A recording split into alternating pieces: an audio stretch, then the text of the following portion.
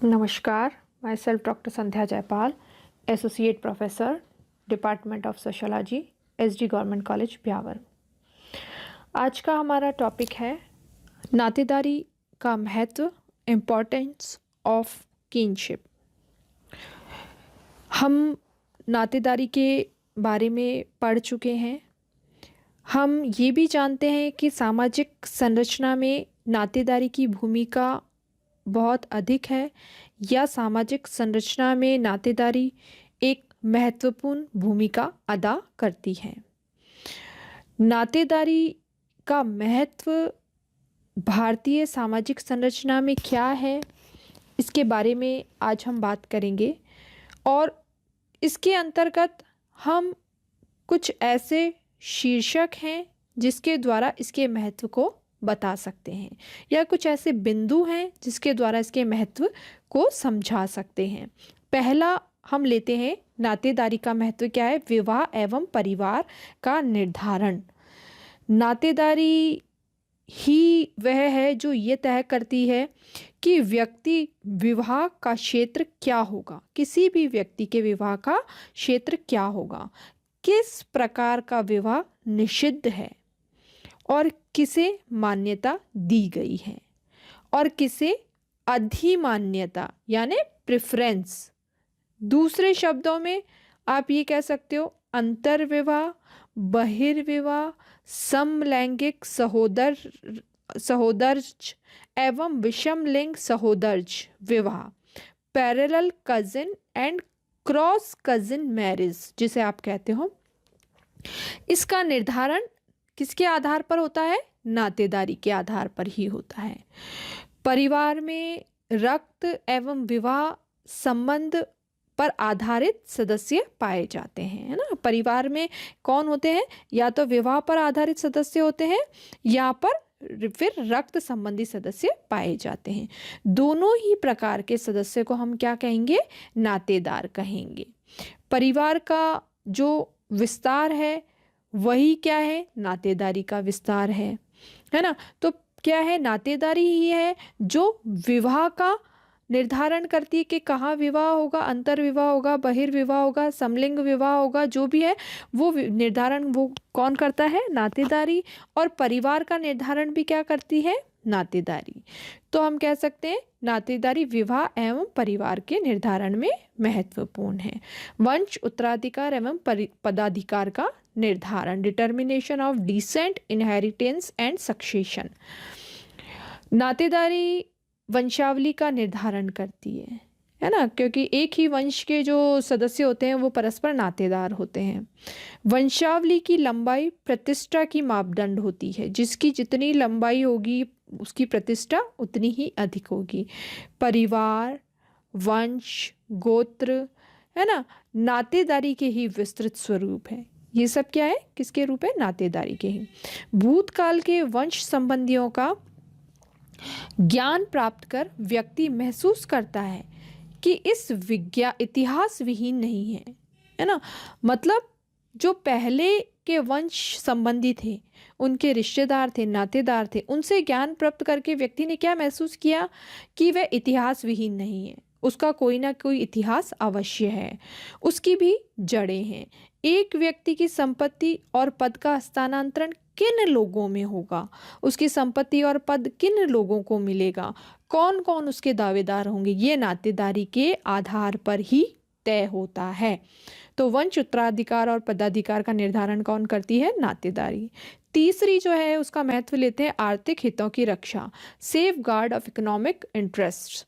Murdock जो बहुत प्रमुख समाजशास्त्री हैं वो लिखते हैं कि नातेदारी समूह एक व्यक्ति नहीं वरन द्वितीय रक्षा पंक्ति का प्रतिनिधित्व करते हैं। एक जो व्यक्ति है उसका प्रतिनिधित्व नहीं करता, बल्कि ये कई पंक्तियों का प्रतिनिधित्व करते हैं। जब एक व्यक्ति संकट अथवा कठिनाई में होता है, जब कोई एक व्यक्ति क्या होता है? कष्ट में होता है, परेशानी में होता है, या जब उसे कोई आर्थिक कार्य को या सांस्कृतिक दायित्वों को पूरा करना होता है, या यूं कह लें हम संक्षेप में कि जब उसे परिवार के बाहर सहायता की आवश्यकता होती है, तो वह अपने विस्तृत नातेदारी समूह की और सहायता के लिए निहार कर सकता है।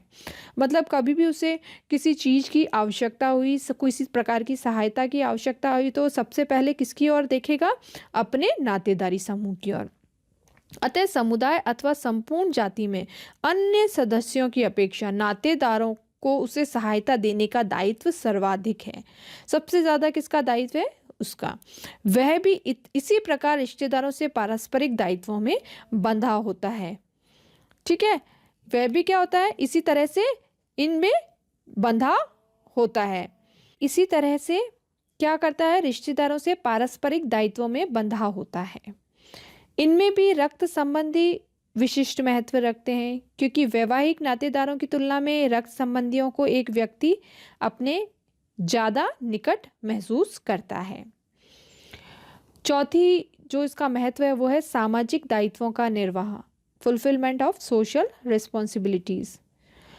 लोवी कहते हैं कि एक रिश्तेदार दूसरे रिश्तेदार को बिना फल की आशा किए हुए निःशुल्क सेवाएं देता है ना, जबकि उन्हीं सेवाओं के लिए हमें बाह्य व्यक्ति को उसकी कीमत चुकानी होती है। आप बाह्य व्यक्ति को तो कीमत चुकाओगे, लेकिन अगर आपका रिश्तेदार है तो आप बिना किसी फल की आशा किए उसकी सहायता भी लेते हो और सहायता उसे देते भी हो। रिश्तेदार एक नैसर्गिक परामर्शदाता होता है। वह कठिन परिस्थितियों में एक सहायक एवं युद्ध तथा शिकार की अवस्था में एक साथी होता है। इसी तरह से रिश्तेदारों की औरतें मिलजुल कर कृषि कार्य करती हैं, घरेलू कार्यों में मदद और एक दूसरे के बालकों का पालन पोषण भी करती हैं। आज जो औद्योगिक और नौकरशाही का युग है, इसमें व्यक्ति के मूल्यांकन जो है वो नातेदारी के आधार पर ना होकर योग्यता के आधार पर होता है। ये हम सभी जानते हैं। एक व्यक्ति से ये अपेक्षा की जाती है कि वह अपने पद और राष्ट्र के प्रति निष्ठावान रहे, किंतु नातेदारी जो है वो क्या है? दुराग्रही है। और विकासशील देशों में तो नौकरशाही का तर्क नातेदारी की निष्ठाओं से हार जाता है। पांचवा जो इसका महत्व है वो है मानसिक संतोष, मेंटल सेटिस्फैक्शन।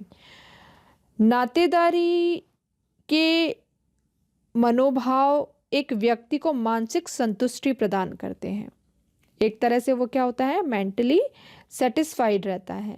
हमारी औद्योगिक सभ्यता की मांग में हमें अव्यक्तिक नौकरशाही वाली विवेकपूर्ण सामाजिक संरचना की ओर अग्रसर करती है, जिसमें नातेदारी के मनोभाव तर्क संगत प्रतीत नहीं होते हैं। फिर भी क्या है कि मनुष्य जो है नातेदारी की बंधनों से मुक्त नहीं हो पाया है। एक व्यक्ति अपने पूर्वजों के चित्र घर में टांगता है, एल्बम्स का जो है वो संग्रह करता है, और संभवतः इसके पीछे सैकड़ों वर्षों के नातेदारी केंद्रित अनुभवों की खुमारी है। मानवता का इतिहास इस बात का द्योतक है कि एक लंबी अवधि तक मानव जाति नातेदारी पर आधारित समूहों में रही है। व्यक्ति का स्वास्थ्य, सुरक्षा, जीवन सभी नातेदारों का हाथ में था। नातेदार विहीन व्यक्ति अपने को बिना सामाजिक प्रतिष्ठा वाला और निकृष्ट रूप से मृत व्यक्ति के समान ही मानता था। मनुष्य की एक प्रवृत्ति यह भी है कि वह अपरिचित से डरता है और परिचित पर विश्वास करता है। रक्त संबंधी हमारे सबसे अधिक परिचित व्यक्ति हैं, क्योंकि वो हमारे ही अंग के हिस्से समझे जाते हैं, जाने जाते हैं।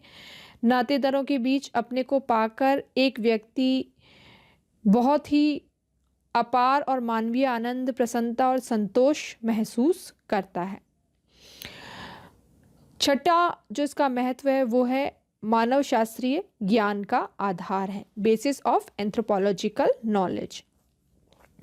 मानव शास्त्रीय अध्ययन में नातेदारी का ज्ञान एक महत्वपूर्ण स्थान रखता है।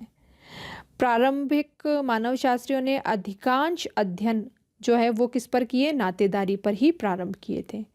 मॉर्गन हो गए, मैक्लिनन हो गए, हेनरी मैन हो गए, लोवी हो गया, फ्रेंच बोआस हो गए, मेलिनोस्की हो गया, रेडक्लिफ ब्राउन, इवांस प्रचार्ड, रिवर्स, सेलिग्मे आदि बहुत सारे ऐसे मानवशास्त्री थे। इन्होंने अध्ययन एक या एकाधिकार जनजाति की नातेदारी व्यवस्था, परिवार, विवाह आदि से संबंधित थे। इन सभी के अध्ययन, ये नातेदारी के अध्ययन में आधार पर सामाजिक संरचना को समझाना चाहते थे। साथ ही वे समाज और संस्थाओं के विकास में भी रुचि रखते थे। नातेदारी का अध्ययन इस दिशा में बहुत सहायक भी सिद्ध हुआ है। अनेक अध्ययनों से यह स्पष्ट हो चुका है कि प्रारंभिक समाज में वंशानुक्रम समूह की मूलभूत राजनीतिक, धार्मिक, आर्थिक और क्षेत्रीय इकाइयाँ रही हैं। तो इस प्रकार नातेदारी के अध्ययन ने मानव विकास और सामाजिक संरचना को समझाने में महत्वपूर्ण योगदान दिया है। ये नातेदारी का महत्व जो है वो आज दिनों दिन बढ़ता ही जा रहा है। तो ये है नातेदारी का महत्व जिसके बारे में हमने आज बात की। धन्यवाद।